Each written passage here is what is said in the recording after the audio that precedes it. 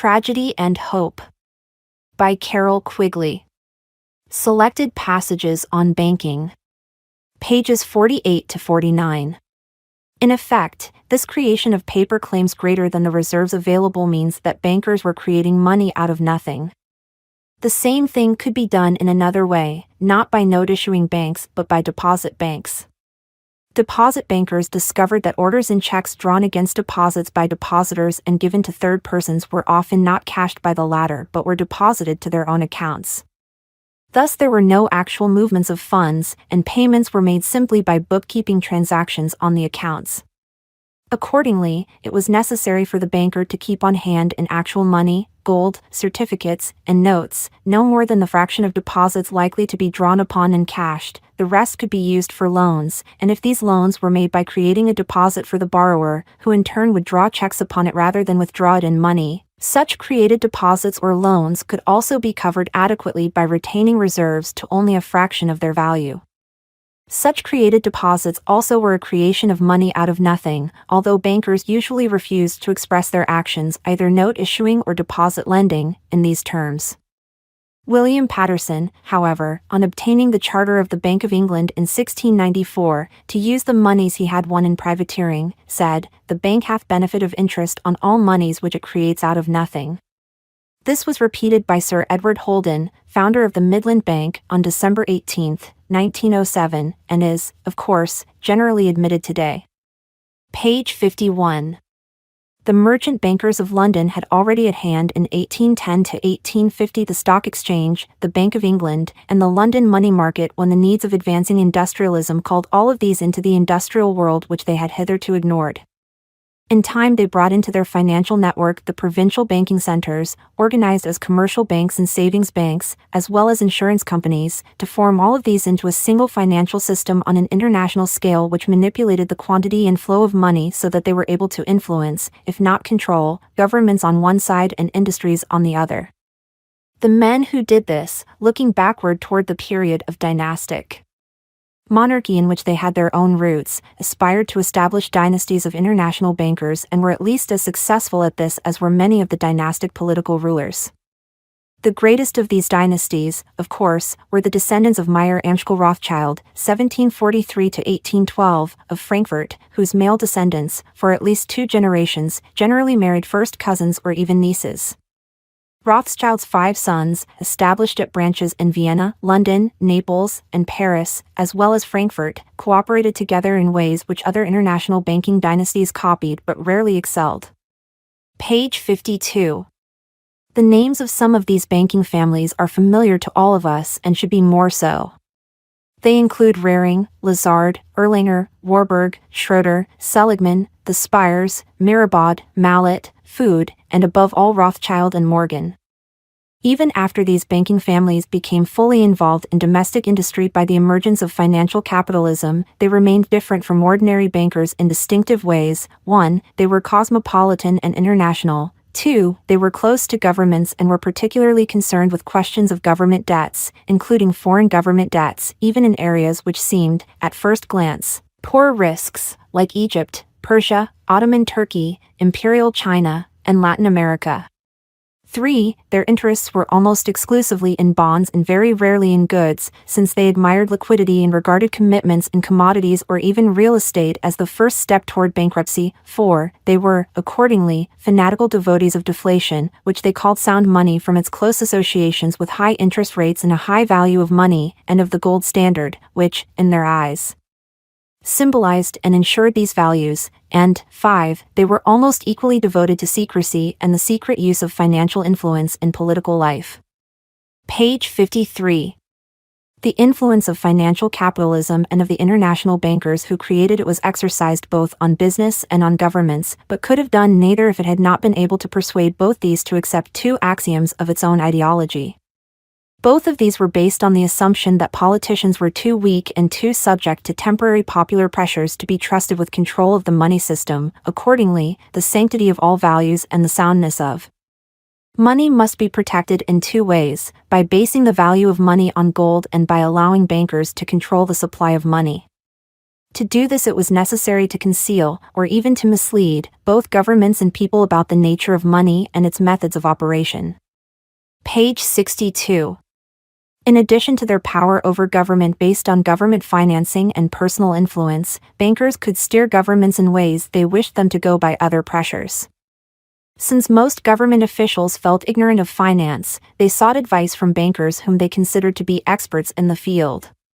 The history of the last century shows, as we shall see later, that the advice given to governments by bankers, like the advice they gave to industrialists, was consistently good for bankers, but was often disastrous for governments, businessmen, and the people generally. Such advice could be enforced if necessary by manipulation of exchanges, gold flows, discount rates, and even levels of business activity. Thus Morgan dominated Cleveland's second administration by gold withdrawals, and in 1936 to 1938 French foreign exchange manipulators paralyzed the Popular Front governments.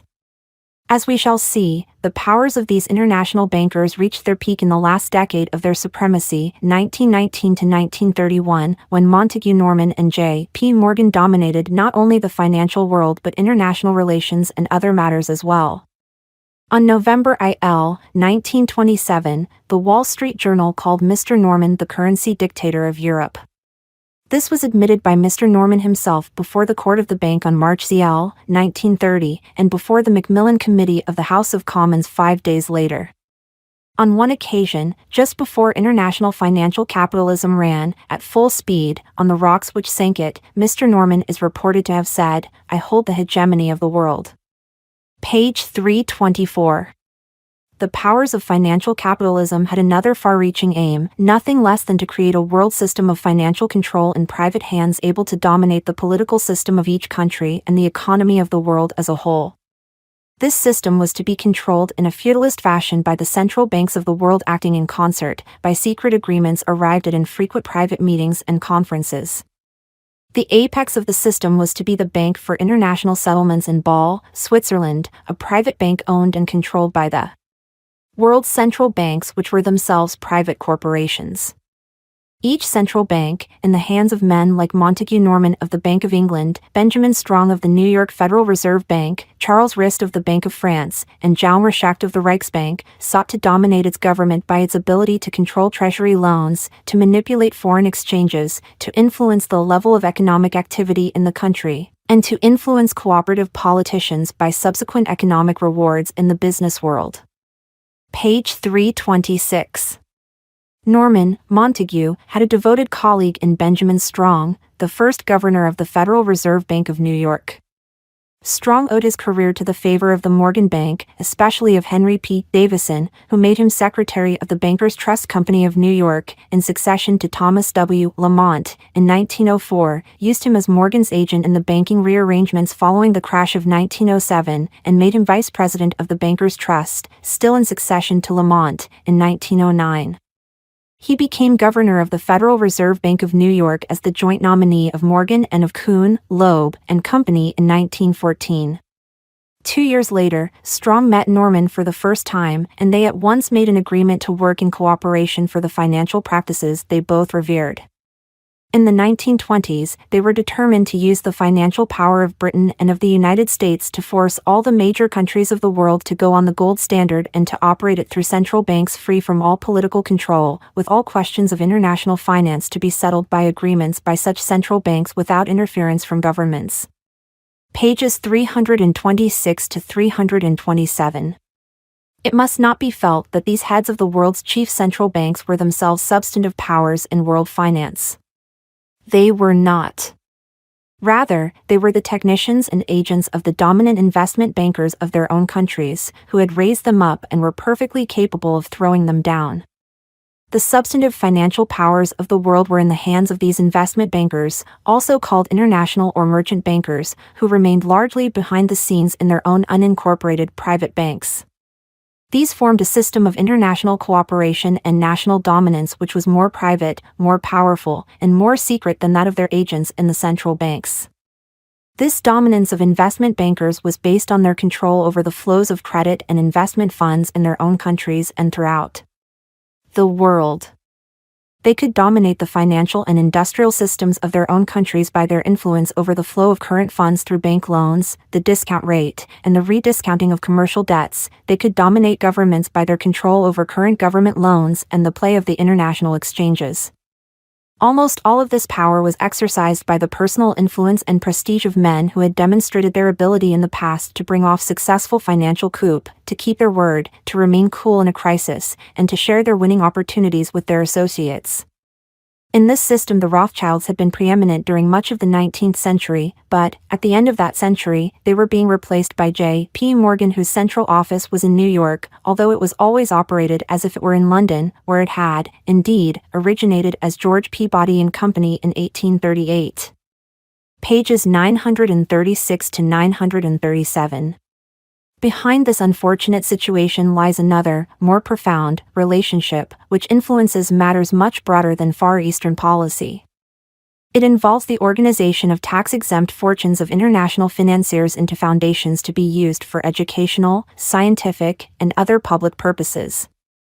60 or more years ago, public life in the West was dominated by the influence of Wall Street. This term has nothing to do with its use by the communists to mean monopolistic industrialism, but, on the contrary, refers to international financial capitalism deeply involved in the gold standard, foreign exchange fluctuations, floating of fixed-interest securities and, to a lesser extent, flotation of industrial shares for stock exchange markets. This group, which in the United States, was completely dominated by J.P. Morgan and Company from the 1880s to the 1930s, was cosmopolitan, Anglophile, internationalist, Ivy League, Eastern Seaboard, High Episcopalian, and European culture conscious. Their connection with the Ivy League colleges rested on the fact that the large endowments of these institutions required constant consultation with the financiers of Wall Street, or its lesser branches on State Street, Boston, and elsewhere, and was reflected in the fact that these endowments, even in 1930, were largely in bonds rather than in real estate or common stocks. As a consequence of these influences, as late as the 1930s, J.P. Morgan and his associates were the most significant figures in policy making at Harvard, Columbia, and to a lesser extent Yale, while the Whitneys were significant at Yale, and the Prudential Insurance Company, through Edward D. Duffield, dominated Princeton. Page 937. The names of these Wall Street luminaries still adorn these Ivy League campuses, with Harkness Colleges and a Payne-Whitney Gymnasium at Yale, a Pine Dormitory at Princeton, a Dillon Field House and Lamont Library at Harvard. The chief officials of these universities were beholden to these financial powers and usually owed their jobs to them. Morgan himself helped make Nicholas Murray Butler president of Columbia. His chief Boston agent, Thomas Nelson Perkins of the First National Bank of that city, gave Conant his boost from the chemical laboratory to University Hall at Harvard. Duffield of Prudential, caught unprepared when the incumbent president of Princeton was killed in an automobile in 1932, made himself president for a year before he chose Harold Dodds for the post in 1933. At Yale, Thomas Lamont, managing partner of the Morgan firm, was able to swing Charles Seymour into the presidency of that university in 1937.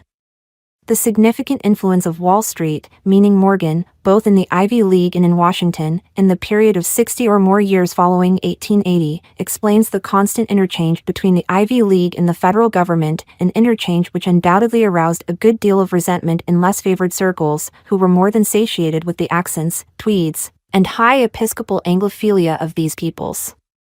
Page 938. Because of its dominant position in Wall Street, the Morgan firm came also to dominate other Wall Street powers, such as Carnegie, Whitney, Vanderbilt, Brown Harriman, or Dillon Reed. Close alliances were made with Rockefeller, Mellon, and Duke interests, but not nearly so intimate ones with the great industrial powers like DuPont and Ford. Because of the great influence of this Wall Street alignment, an influence great enough to merit the name of the American establishment, this group could control the federal government and, in consequence, had to adjust to a good many government actions, which they had secretly supported. The chief of these were in taxation law, beginning with the graduated income tax in 1913, but culminating, above all else, in the inheritance tax. These tax laws drove the great private fortunes dominated by Wall Street into tax-exempt foundations, which became a major link in the establishment network between Wall Street, the Ivy League, and the federal government. More than 50 years ago, the Morgan firm decided to infiltrate the left-wing political movements in the United States. This was relatively easy to do, since these groups were starved for funds and eager for a voice to reach the people. Wall Street supplied both. The purpose was not to destroy or take over, but was really threefold: 1. To keep informed about the thinking of left-wing or liberal groups, 2. To provide them with a mouthpiece so that they could blow off steam, and 3. To have a final veto on their publicity and possibly on their actions, if they ever went radical. There was nothing really new about this decision, since other financiers had talked about it and even attempted it earlier. Page 939. The New Republic was founded by Willard and Dorothy Straight, using her money, in 1914, and continued to be supported by her financial contributions until March 23, 1953. The original purpose for establishing the paper was to provide an outlet for the progressive left and to guide it quietly in an Anglophile direction. This latter task was entrusted to a young man, only 4 years out of Harvard, but already a member of the mysterious Round Table Group, which has played a major role in directing England's foreign policy since its formal establishment in 1909. This new recruit, Walter Lippmann, has been, from 1914 to the present, the authentic spokesman in American journalism for the establishments on both sides of the Atlantic in international affairs. Page 950. There does exist, and has existed for a generation, an international Anglophile network which operates, to some extent, in the way the right believes the Communists act. In fact, this network, which we may identify as the Round Table Groups, has no aversion to cooperating with the Communists, or any other groups, and frequently does so. I know of the operations of this network because I have studied it for 20 years and was permitted for 2 years, in the early 1960s, to examine its papers and secret records. I have no aversion to it or to most of its aims and have, for much of my life, been close to it and to many of its instruments. I have objected, both in the past and recently, to a few of its policies, notably to its belief that England was an Atlantic rather than a European power and must be allied, or even federated, with the United States and must remain isolated from Europe, but in general my chief difference of opinion is that it wishes to remain unknown, and I believe its role in history is significant enough to be known.